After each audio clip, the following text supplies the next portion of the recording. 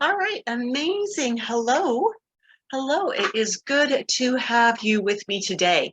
Whether you're joining me on the live webinar, on the Facebook live stream, or with me on Instagram, thank you for being there. I'm excited to have you with me. I would love it if you would take a moment to introduce yourself. And I love this that Chesley on the Facebook group already knows what we're doing. She's introduced herself and let me know where she's from. Thank you so much, Chesley. I truly appreciate that. Let's dive in pretty quick here and get going with this.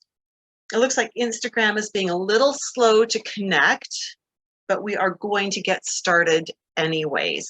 Now, it's important as we start this discussion of the eye anatomy that we remember that, eye anatomy isn't very sexy, right? But you have to know what you're looking at if you're going to do a decent iris assessment. You have to understand the structure of the eye and especially the structure of the iris in order to do a good assessment.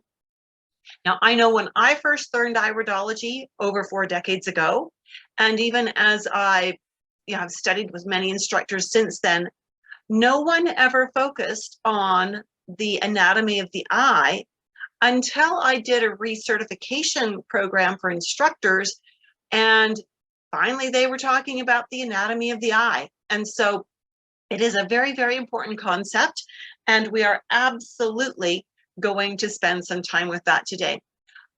I want to plant a seed.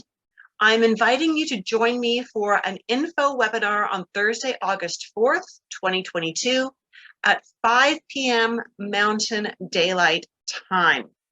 And in this webinar, we will be talking about the Dynamic Iridology Assessment System course and giving you all the details of everything from when the classes are held, to what access you have, to what support there is, to the tuition, to the certification process.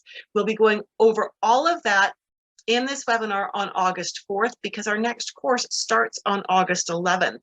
And so at the end of the webinar today, I will give you a link for this webinar on August the 4th so that you can get registered for that if you are interested. All righty. Quick little introduction of myself. My name is Judith Cobb. I'm a master herbalist, natural nutrition clinical practitioner, and a certified comprehensive level 3 iridology instructor with IPA.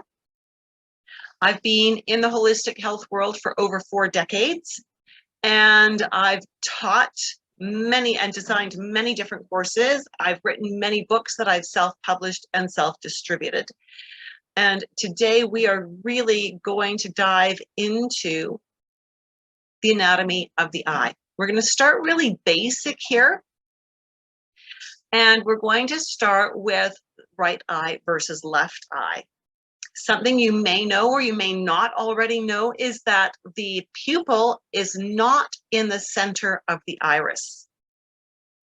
When we look at the pupil placement in the iris, we see that there's a narrow side and a wide side. Can you see that? Can you see that there's a narrow side and a wide side? If you can see that, give me narrow in the comments box. The narrow side of the iris names the iris. So if the narrow side is to the right of the pupil, it is a right iris. If the narrow side is to the left of the pupil, it is a left iris. Thank you, Chesley, for letting me know that you can see that clearly. That is really important. Now, sometimes the pupil is a little more centered, and in that case, when we're working off photographs, we literally get a ruler out and measure it on the screen. We need to know which is the left eye and which is the right eye, because just as your body has slightly different internal setup on the right side as compared to the left side, the right iris reflects that right side of the body, and the left iris reflects that left side of the body as a general rule. And so we need to know whether we're looking at a right eye or a left eye. So you can throw that little bit of content, that little bit of information out at dinner tonight and wow everybody you're having dinner with the fact that the pupil is not in the center of the iris. All right, let's look at the eye overall, and then we'll narrow it down to where we're just looking at the iris. You're all familiar with this. This is a cross section of an eye. The outermost layer of the eye is thick and tough and white. Where that thick layer is white, it is called the sclera. At the very front of the eye, the sclera becomes clear. This is the cornea. You've probably heard of people that have had cornea transplants, for instance. This is what is being transplanted in those cases. Immediately behind the cornea, we have the anterior chamber. This is a fluid-filled chamber, and it is filled with aqueous humor. Aqueous humor. Humor is just another word for fluid.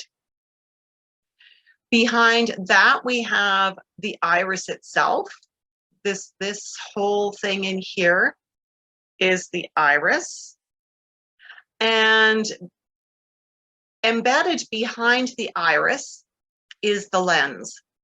The lens is where a cataract will develop if someone is developing cataracts.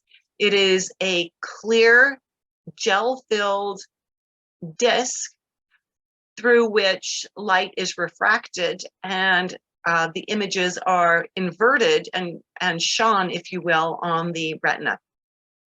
Then we have the posterior chamber, which is filled with vitreous humor. We also have, and we're not going to focus too much on the retina or on the macula here, but we have the nerve that exits the back of the eye that is called the optic nerve. The optic nerve is so important that the sclera wraps around the optic nerve to protect it. It's important to remember that the eye is your largest neural receptor in the body. It's actually a nerve ending, and it receives messages, light images shone on the retina, which then gets transmitted to the brain via the optic nerve, and the brain interprets the message. The pupil is an opening in the iris, similar to the aperture of a camera.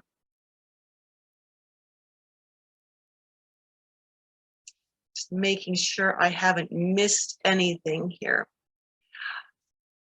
This important optic nerve is actually two nerves. And so we've got these two nerves coming out of each eye, and one of each of those nerves goes straight back. The other of each of those nerves crosses over in the brain. It's called decussing. It decusses. And the fact that that extra nerve, that second nerve crosses over, is combined with the nerves that go straight back, is what gives us depth of field and 3D vision. Again, where those nerves are, where they cross over, is called the optic chiasm. Now I want to take a moment, I'm just going to flip this image on its side, because the next image that we're going to look at relates to the iris itself, and we are going to look at just this section of the iris right here. Okay, so, you know, and in truth, the next image I'm going to show you confused me for years. I had no idea what I was looking at until I realized, you know, I had one of those aha moments and realized that it was a cross section of one side of the iris itself. So here we go. Here is the cross section of the iris. So the pupil is sitting over here. For those of you that are on Instagram, let me refocus slightly. Pupil is sitting right here. This is the side of the iris that faces out to the world. This is the side of the iris that is towards the inside of the eye. So let's go through some of the important structural parts of the iris. And I'd love it if you've got questions, pop those into the question box, or if you're on with me on the webinar, put them in the chat box. If you're with me on Facebook, just drop them into comments. And if you're with me on Instagram, go ahead and drop them there, and I will be watching for them. The frontmost layer of the iris is called the anterior border layer.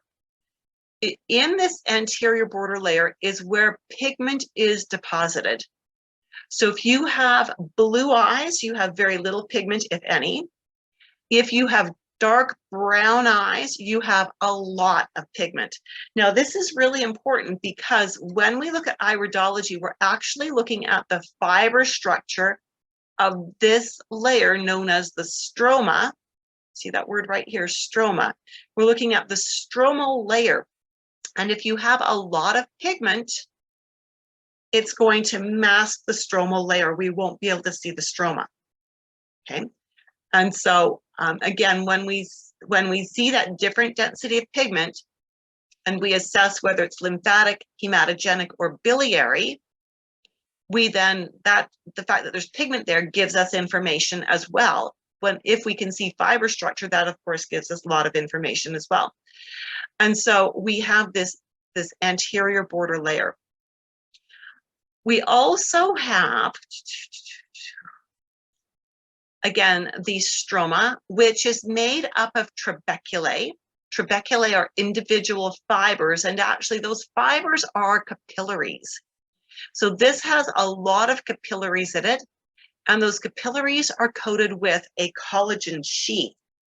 That collagen sheath is what makes the fiber structure appear white in a lymphatic iris. In this stromal layer, we also have the sphincter muscle.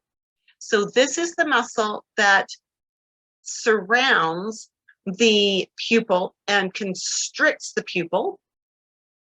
And we have the dilator muscle, and it radiates outward, and when it contracts, it dilates the pupil, hence dilator muscle. We have this posterior epithelium, which is the very back surface of the iris itself. It is precisely 2 cells thick. And in humans, it is very dark brown or black. Now, actually, in most mammals, it is dark brown or black. I remember in grade 7th grade, for those of you in the US, having to do a cow eye dissection and then doing a sheep eye again in high school. And we were not taught why the back of the iris was black, but I remember seeing that and thinking, well, that's interesting. You know, a cow eye is brown, and so they've got a different structure to the iris, but there's definitely the brown pigment in the surface. And as we looked inside the eye, inside that posterior chamber, the fact that the posterior epithelium was black was very obvious. Now, these 2 layers of cells wrap around this inside edge of the iris, and these cells are very light sensitive. So these are the cells that are then telling the sphincter muscle and the dilator muscle what to do. Are we constricting the pupil, or are we opening the pupil up? We also know that it is this layer that gives crypts and deep lacunae their black color, because with crypts and deep lacunae, we have a fiber separation.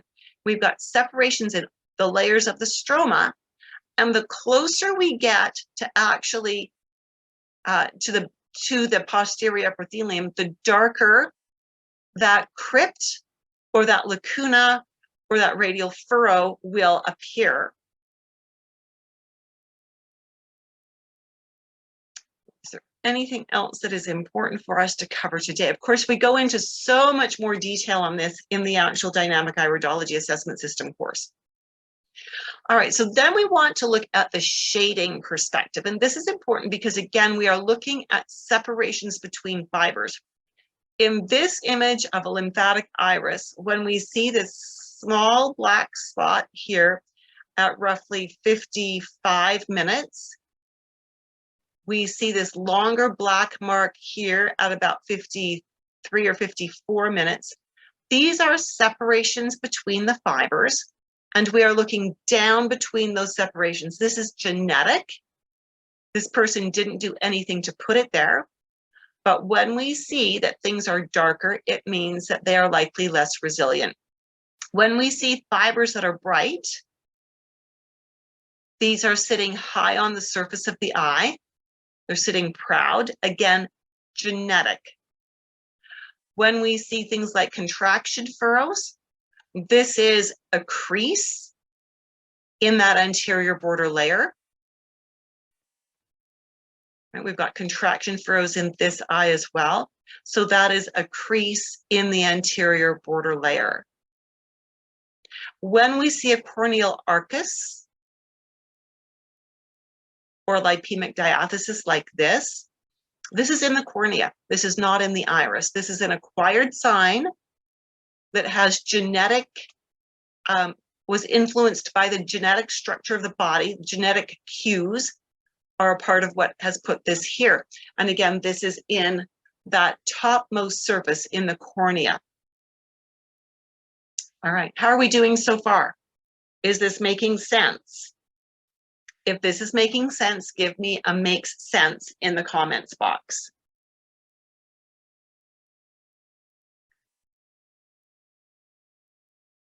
We want to take a moment and look at those muscles. We talked about the sphincter muscle and the dilator muscle. The sphincter muscle goes around and around, and when it constricts, so it's like this, those muscle fibers are like this, they're interlocked. When they constrict, the pupil gets smaller. But there is nothing that pushes those fibers apart. So if we didn't have a dilator muscle, we would always walk around with perpetually small pupils. The dilator muscle anchors to the sphincter muscle right here. And the dilator muscle also anchors to the sclera right here. Now, since the edge of the sphincter muscle is mobile, right? When it constricts, it all gets tighter. Since it is mobile, when the sphincter muscle constricts, it stretches the dilator muscle out. So we've got the sphincter muscle, we've got the dilator muscle. When the sphincter muscle constricts, it pulls the dilator muscle and makes it longer. When the dilator muscle constricts, again, the edge that is on the sclera is embedded in the sclera, it's attached to the sclera. So when the dilator muscle constricts, it pulls the sphincter muscle apart. It pulls those fibers apart, and that allows the sphincter muscle to open up and open the opening of the pupil. Does that make sense? If that makes sense, give me dilator in the comments box. Dilator. You can see how to spell that right here on your screen. Does that make sense? We know that the sphincter muscle is under the control of the parasympathetic nervous system. We know that the dilator muscle is controlled by the sympathetic nervous system. Now, this is one of the reasons why it's so important to have anatomy and physiology under your belt, because we need to understand how the eye works and how it's influenced by the body, but we also need to understand how the body organs work together to understand how to interpret what we see in the iris. We know that the iris itself has approximately 28,000 nerve endings, and we don't know what they're all there for yet. Still figuring that out. So on this iris, you can see the edge of the constrictor muscle right here. Can you see that very subtle color difference between this area? On my computer, it looks slightly pinkish, and this area that is just a darker bit of blue. Thank you so much, those of you on Facebook, for letting me know that it's all working. Now, for those of you who are with me on the webinar live, I would love it if you would just say hello to me. Last week we had problems with the chat. It did not work. So I'm hoping it's working today. So if you would let me know if it's working, just give me a hello back if you're with me on the live webinar. If I don't see any messages, I will assume it's not working, and I will work with Zoom after the fact to figure out what's going on. All right, so this again is the actual sphincter muscle that we can see here.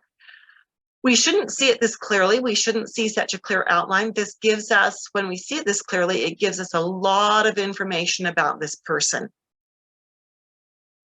And Chesley's saying she can see it as a slightly different color. That is fabulous. As we look at those threads, I'm going to pop back that one image to get you to focus on something. Do you see the threads or the fibers in here? These are the trabeculae. And when we look at them, this is not a totally accurate diagram. Those trabeculae, as we mentioned earlier, are capillaries. And so they come from the limbus of the iris towards what would be roughly the edge of the sphincter muscle, not necessarily the collarette. We'll just call it what it is. It's the collarette. They come towards the collarette, and then they do a hairpin turn and go back. Now, they don't necessarily come in this tightly and do this tight of a hairpin turn. They do come in, they mesh with the collarette, and then they go back out. The flow of blood towards the collarette is arterial. The flow of blood away from the collarette is venous. Now, when we look at what's happening inside the collarette, everything from the inner limbus going towards the collarette is arterial. Going from the collarette back to that inner limbus is venous. So that's also important to know, that when we've got blood flow in the iris, and we sometimes actually see exposed blood vessels in the iris, but this gives us more information based on how the fibers are laying, if we see blood vessels as opposed to a properly collagenated fiber structure there.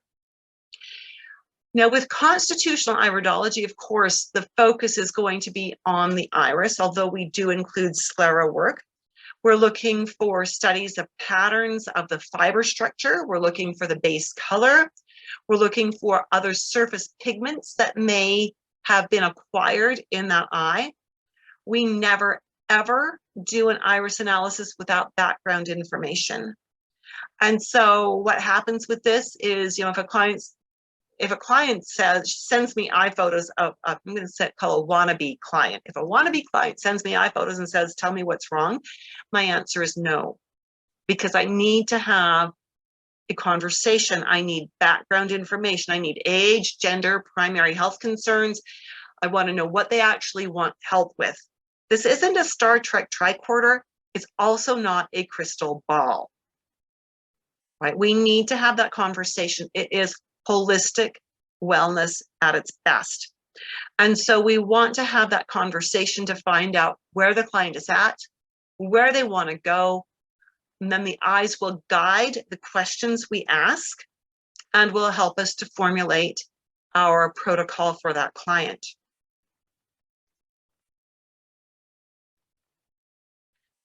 Let's look at a case study here. This is a client who came to me in her mid-30s, and for those of you on Instagram, will come really close for you. She had been trying to get pregnant for a couple of years. She had conceived once and had miscarried.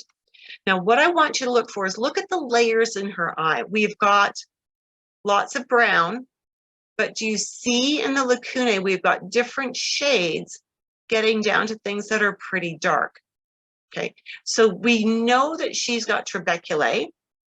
We are not seeing separate individual fibers here the way we would if it was a blue eye, but we can certainly see from some of these lacunae that she's got trabeculae, which we all do if we're human, and we can see that there are openings in some of the fiber structure that we've got some really dark shading in there, which is giving us information.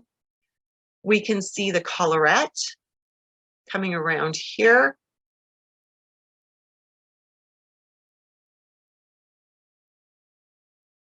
So this, the eyes suggest that there may be a personal or family history of something. And when I look in this client's eyes, what I see is suggestions that she might have the MTHFR defect. That will make it hard to get pregnant. And we also see suggestions that her liver may want to be inefficient genetically. We may also see a compromise in her fertility with some different markings in here. And we certainly have contraction furrows that tell us about how she uses her nerve nutrients. We've got some cloudiness at the outer edge of her eye, which suggests that there's probably a personal history of a liver enzyme insufficiency with challenges with her carbohydrate metabolism. And so we need to be cleaning some things up. So my first question to her, knowing that she was a little bit overweight, knowing that she had craved carbohydrates in her past, I asked her, had she already started to clean up her diet? And she said yes, and that in that process, she had cut out refined sugars and artificial sweeteners. And so she was on a good start. She'd lost several pounds already. Now, when we do an iris analysis, we don't need to necessarily teach the client about every single marking. As an iridologist, we understand these markings, but not all of these markings are important to her goal right now. So we want to avoid overwhelming our client, and we want to focus on markings that are important to her and to her situation. So knowing that she ran the risk of having the MTHFR defect, that her weight and the fact that she craved carbs really badly suggested that she might have some insulin resistance. MTHFR and insulin resistance usually spells polycystic ovarian syndrome. And that clearly defines the direction we need to go to help balance her hormones. Her eyes are not going to change, and we don't care if they change or not.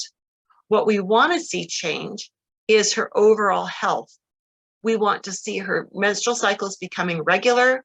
We want to see those menstrual cycles becoming fertile cycles. And that will only happen through really good dietary and supplemental work. All right, so when we are looking at, again, the structure of the iris, we're looking for separations in fibers and textures there. We're looking for placement of the collarette. We're looking for color variations, many things.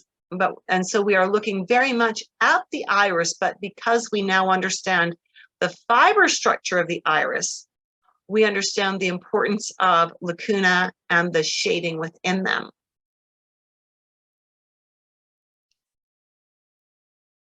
All right, so with that little introduction to the anatomy of the iris and the eye itself, again, I'm inviting you to join me for an info session about the Dynamic Iridology Assessment System course. The info session is Thursday, August 4th at 5 p.m. Mountain Daylight Time. Use Calgary, Canada in the international clock on your smartphone or in a time zone converter to see what time this will be for you. Our next course is starting on August 11th. The purpose of this webinar on August 4th is to share with you information about the course and to answer your questions for you to assess whether this course is appropriate for you, whether you are a good fit, whether it is a good fit, right? And so with this, again, you need to know that in the course itself, there's only room for 10 students, and we have started enrollment already. And so, if you want one of those 10, you probably want to get in on this webinar. If you have any questions about the course, this is a great place to ask those questions on August the 4th. And great place to get all the information you need to decide if you want to join us for the course. Again, if you're looking at learning iridology at a professional level, at a clinical level, if you want mentoring in iridology, if you want to learn how to use iridology to create protocols for clients, then be with us on August 4th to learn about the course so that you can see whether this is a good fit for you. All right, so I'm imagining that that Zoom is having problems with messaging again, because I know Maria always messages me here and I haven't heard from her yet. That's very sad. So I will reach out to Zoom. Thank you so much for being with me. And those of you who are with me on the Facebook Live, thank you for your interactions. And so good to have you with me on Instagram today. If you have any questions about the course in particular, please reach out to me and I will make sure you get this link, or we can set up a private Zoom call to talk about the course. Now, I will just give you a heads up. The course is designed for health professionals. I define health professional as anyone who has taken a college level anatomy and physiology course as a separate course. Okay, and if you've got that, whether you're a registered nurse, a licensed massage therapist, a naturopath, a herbalist, a nutrition coach, any of those, if you've had to take a separate anatomy and physiology course and you want to meet with me privately to talk about the course, reach out to me and we'll set up a private Zoom meeting for just you and me, and we'll talk about the course that way. Amazing. So that's all I have for you today. That was your brief overview of the anatomy of the eye and how it relates to iridology. I look forward to speaking with you soon. Make it a fabulous week. Bye for now.